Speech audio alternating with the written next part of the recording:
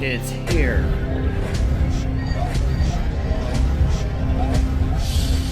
From America's heartland and the banks of the mighty Mississippi, this is Steel Revolution. Welcome to Steel Revolution, our first podcast since our Lord Business President won the election. Aren't we going backwards here, though? Well, the whole day started out kind of slow, didn't it? I'm just looking at our numbers here. Didn't we do number 13 already, and we're going back to number 12? Yes, last podcast, our Christmas episode with Chuck Jones, we called 13, and really we hadn't made it to 12 yet. So yeah, we are going backwards, Mike. So are we going to go from 12 to 14 then? Yeah, right is up, or right is left, left is right, up is down, Okay. down is up. That's the world we live in right now. I was just checking. And in related news, so what you thought you wouldn't have seen, UAW President Dennis Williams came out in support of Trump over withdrawing from the Trans-Pacific Partnership. UAW members around the country have long rallied against the deeply flawed corporate-driven TPP that puts quarterly profits before worker paychecks. We commend President Trump for withdrawing from the TPP. And goes on to thank other leaders that stood by him, Sherrod Brown and Debbie Stabenow. To be fair, that when any of our elected officials get into office, we need to hold them accountable. Plus, bring to light what they do good, and we'll do no different. I think we've been somewhat fair in our criticism of Hillary Clinton through our first episodes, and then we'll do the same here with Trump. To go on, the USW commends Trump's decision to withdraw from the TPP. Quotes from our international president, Leo Gerard: "The president's action today rewards the long, hard-fought efforts of USW members and workers across the country to keep the TPP from coming to vote. Today's action draws a line in the sand that hopefully is just the start of President Trump's promised pro-worker, pro-income growth agenda that prioritizes revitalizing manufacturing. We look forward to working with the current administration on overcapacity in steel, aluminum, and on currency manipulation and other unfair trade practices." So, that being said, now let's go into some of the other stuff that maybe is not so good. So he said Mexico is going to pay for the wall, and it ends up it's going to be the taxpayers are going to foot the bill, at least at first. Makes outrageous claims of voter fraud, of people being registered in 2 states that he says was a big problem, and let alone his White House press secretary, Sean Spicer, is registered in Virginia and Rhode Island. And let's see, Bannon. Those are alternative facts, Roy. That's a good one, Mike. Let's see, where else is it? See, the list goes on. Trump's son-in-law is registered in 2 states. Steve Bannon, Trump's chief White House strategist, is registered in 2 states. And one of his daughters, I think it's the one you don't hear about, is also registered in 2 states. Oh, and Treasury Secretary Steve Mnuchin. I always call him Munchkin, but it's Mnuchin. He's registered in 2 states as well. Now let's go back to some of the. So, depending on what side of the pipeline, having the pipelines go through, you're on. The one good thing that I did see was there's Buy American provisions into the pipelines, meaning it had to be made out of steel from the U.S., which is good for members of our union. He's also looked like he wanted to lower drug costs, which would be good. There's conflicting reports on what happened there. Also going to keep the Obama administration LGBT legal protections. So also conflicting reports there. So we'll see. We'll see what happens, but we will remain to keep our elected officials' feet to the fire on working people's issues. So going on to Local 105 news. Lots of events coming up within the next few months. Mallard Solidarity Nights, the 17th and 24th. Both Friday nights, $2 beer, $2 dogs, $10 a ticket. We have plenty. Come down and get them. I think it's extra large stuff too. Like the beers Oh yeah, went up. the beers are double the size. They claim the hot dogs are bigger, but I'll let Sean talk about that later. So 2 movie nights at the hall, February 22nd. We've seen Four Little Girls, the Spike Lee documentary about the church bombing in Birmingham, and March 29th, Salt of the Earth, about a movie about a strike for New Mexico miners. Free water and free water and popcorn will be provided. A little typo by me there. Mm-hmm. Rick has secured some free popcorn from local movie theaters, so that's good. There's also the Next Gen Poker Tournament on March 10th. $30 buy-ins, starts at 7 o'clock. Doors will open at 6. And our charity golf tournament is June 3rd, 7:30 at Hidden Hills. Me and Lee Schaefer just getting started on that one. Let's see. We will be coming up on a break and coming back. All right, in a change of plans, we're not going to have Tracy on right now. We're going to talk to Chris Orms, District 8 staff rep. Let's try to get him on the phone.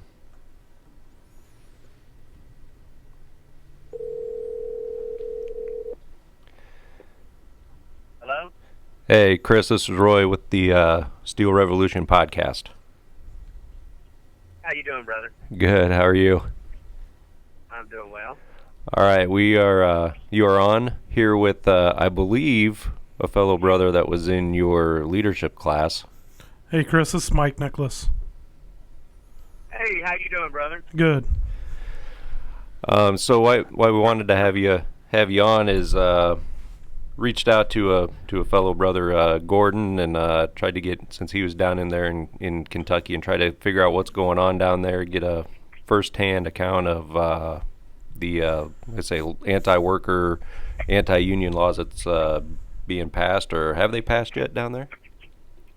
Yeah, it's done been passed, and they signed an emergency clause to start it immediately on right to work and repealing prevailing wage.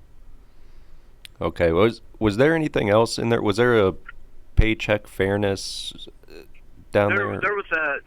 There was a paycheck protection bill that came through. It was Senate Bill 6. It mostly got gutted, as far as, how it impacts the private sector unions, but there is some things in it that hurts public sector unions. All right, and like I say, you got free reign here to talk about anything going on with that. What are you seeing? I mean, since you're a staff rep, I mean, I'm guessing you serve multiple locals. What's going on within the locals then, since these bills were passed? So since these bills were passed, they put an emergency clause on there to where it doesn't take effect after the session or anything like that. They start immediately, but they impact locals as their contracts expire. So we've got locals that have negotiations coming up this year, and there's a sense of urgency for them because that window to where people can opt in and opt out and stuff like that will be opening as their contracts expires this year, and we negotiate them. But right now, the sense of urgency for the locals that they feel is getting a better understanding of how they deal with this, how it will affect them. Our district, we just had 2 trainings, and they were probably some of the better attended trainings that I've ever been to in my state. We had over 238 local union leaders that showed up to 2 separate trainings on 2 separate ends of the state of Kentucky this past week. And, locals are wanting to know how to deal with this and how it's going to affect their bargaining agreement and their leverage at the table. So that's what we're seeing right now. Now we're doing some things as far as the district goes. Our director has proposed, making these legislators accountable and letting them know that we're not going to forget what they did to us. And we've got like two big banners that we printed up. On one side there's a Workers' Rights Hall of Fame, and then on the other side there's a Workers' Rights Wall of Shame. And we've been taking them around, publicizing them, doing some stuff on social media to let them know that we're still here and we're not going to forget. And we actually have a lobby day on February the 16th, where we're going to take these banners and have them out in the parking garage and in front of the annex building when these legislators walk in, and we're going to lobby them that day. And the ones that voted right, we're gonna continue to praise them and thank them. And the ones that voted wrong, we're gonna tell them that we're upset and we're not going to go away over these issues.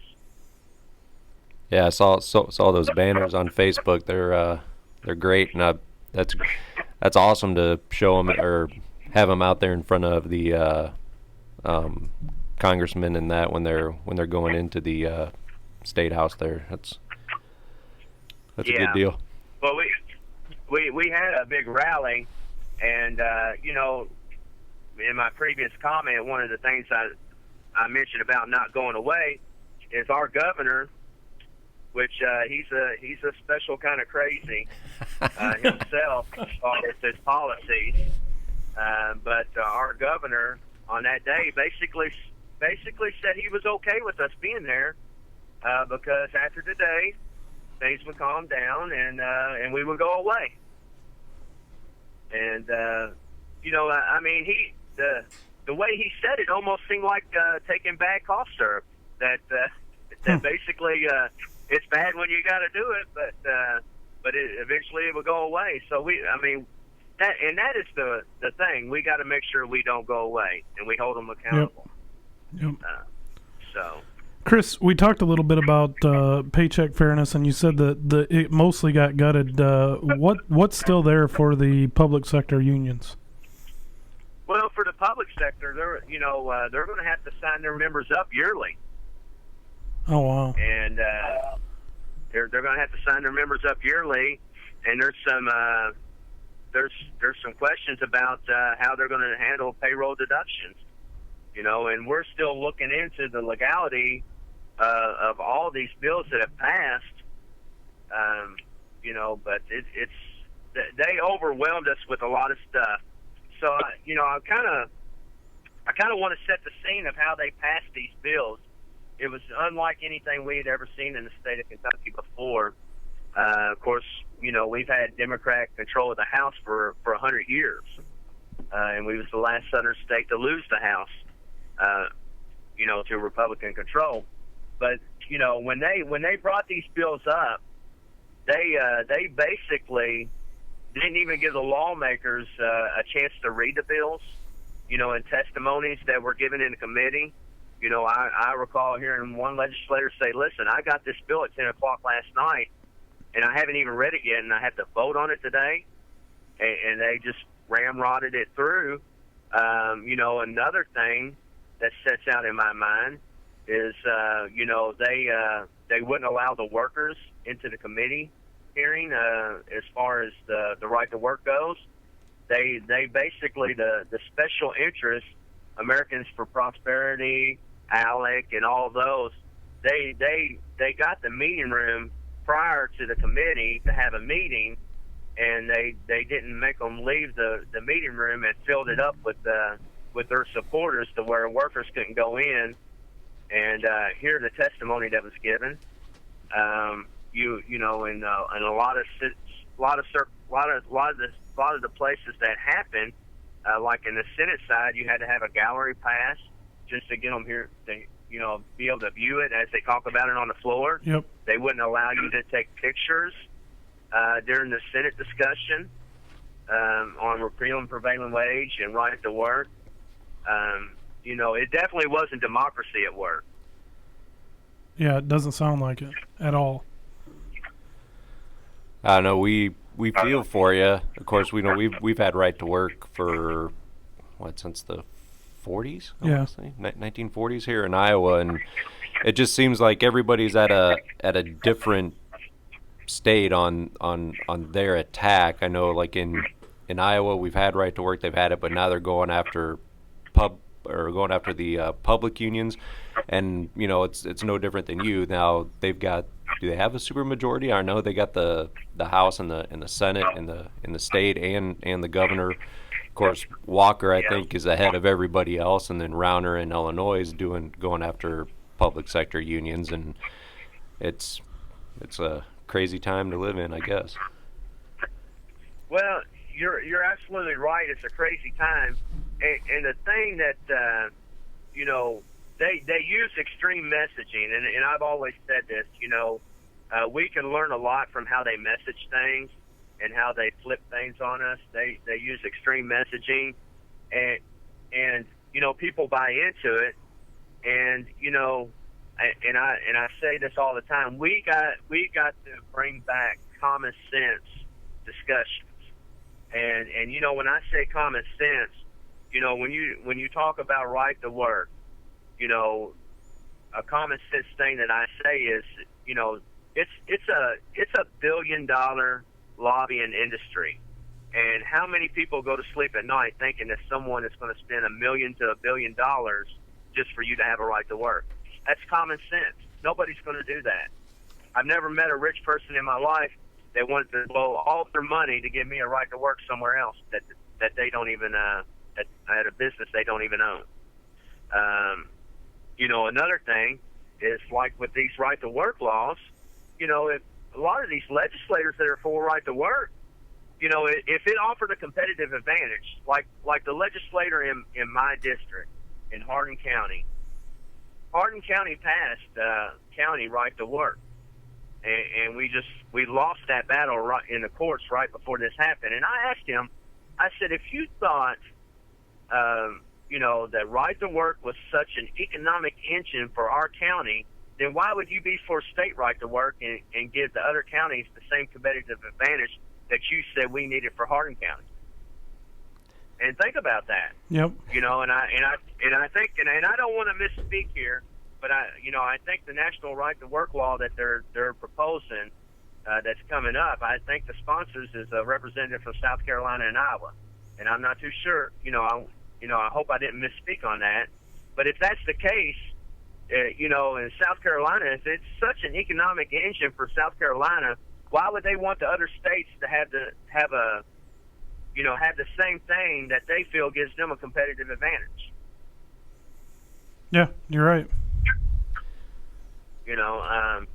And we've seen, when you think about common sense, people get lost in the numbers because they create numbers. We'll give numbers. They create numbers. They spin numbers. But at the same time, in the past, when I was talking about right to work in Kentucky, I've never known anybody that wanted to quit their union job and move to a right to work state. Or had to move to a right to work state to get a job. Yep. Yeah, you're absolutely right. I mean, we think about our area. There's a couple big employers in our area. We of course work at one. Was Alcoa and now is called Arconic. That we got them. We got Arsenal that has a lot of government contracts, and then we got John Deere. All of those places are union represented workplaces, and that's where people want the jobs. And it's no secret that we got the better wages, the better benefits, but it just doesn't seem like people get it, or especially our lawmakers don't get it. Well, and you're right. They're not hearing our message, but like this guy, the legislator in my county, he gets it. He knows what I'm talking about. My thing is he's so far in their pockets, and these legislators are so far in the pockets of these groups, like ALEC, Americans for Prosperity, and things like that it becomes more about getting reelected and having that money and their backing to get elected than it is about actual workers. When they talk about the economy, we do have to realize that we're only about 10 to 11% of the workforce. So how do you help the economy by regulating 10 to 11% of the workforce? And that's what it is. The groups that are for right to work, they're against regulation on everything else, but they want to regulate how the unions handle their business, how we function, and things like that. And it's just a clear attack. Absolutely. Well, I don't know, Chris. Do you have anything else you want to share with us? I think you've summed it up. I mean, it certainly, I believe, by just listening to you, I mean, it strengthens the want to go out there and protest what's going on, both in, I mean, just hearing what's going on in your state, what you guys are doing some good things down there, and I know we're going to have to continue that here in Iowa as our public sector unions come after attack, and know that pretty soon they'll be coming for the private sector. Well, we have to remind ourselves of two things. These attacks are always the first wave. And if they're successful in the first wave, we can't give up on the legislative process and trying to elect union-friendly candidates, because just like they dreamed this up, they never stop dreaming up ways to where they can get into the pockets of working people, limit their ability to have better wages and working conditions. The second thing is we need to be aggressive. If we was in the local union and we treated these attacks the same way that we did a grievance, to where a person didn't get 4 hours of overtime or a person was mistreated on the job, if we was as aggressive as we are in these incidents as we are in those, then we'll be all right.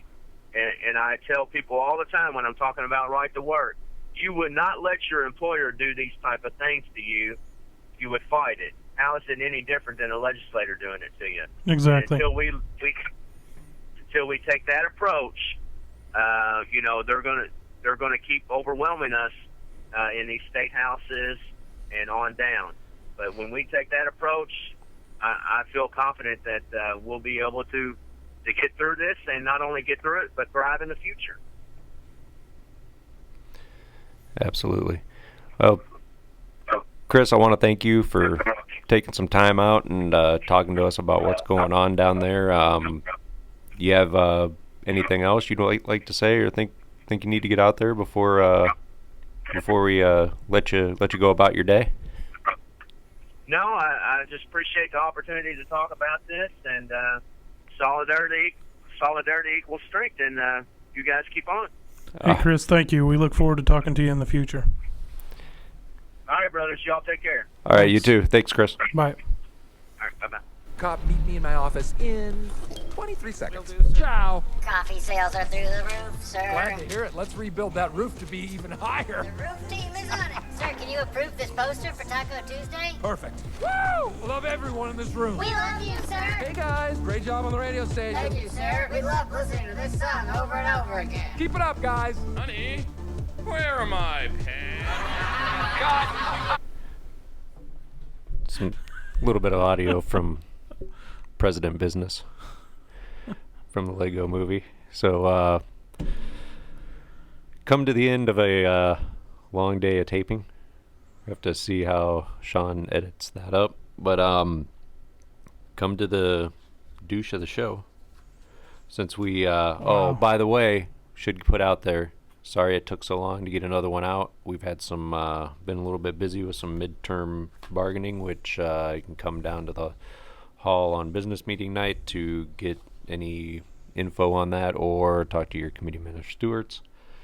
They should have the info on all that we've been dealing with there and what's been keeping us occupied. So with that, we got the douche of the show. So I guess we should throw out some nominees. My vote, I gotta make sure I get the guy's name right. Matt Bevin from Kentucky, the governor. The governor. Because I wanted to say Mike, and then I looked at it again, and it's Matt, and his Republican super majority. That's mine. with today's show, yeah, Anybody else? We got an agreement. I think we have an agreement. We don't have an impasse or good arbitration on that one. We don't have to. All right, congratulations, Matt Bevan, douche of the week. No, because we don't do weekly. We have Yeah, to do show, douche of the show, yeah. which should be 13, but it's 12. So until next time when we straighten out our numbers, see you next time. We'll see you later. Thanks. This has been Steel Revolution. You can follow us on Facebook at facebook.com/Steel Revolution Podcast. Questions or comments, email us steelrevolution105@gmail.com. Steel Revolution is a production of Steelworkers 105, Bettendorf, Iowa. Steel Revolution.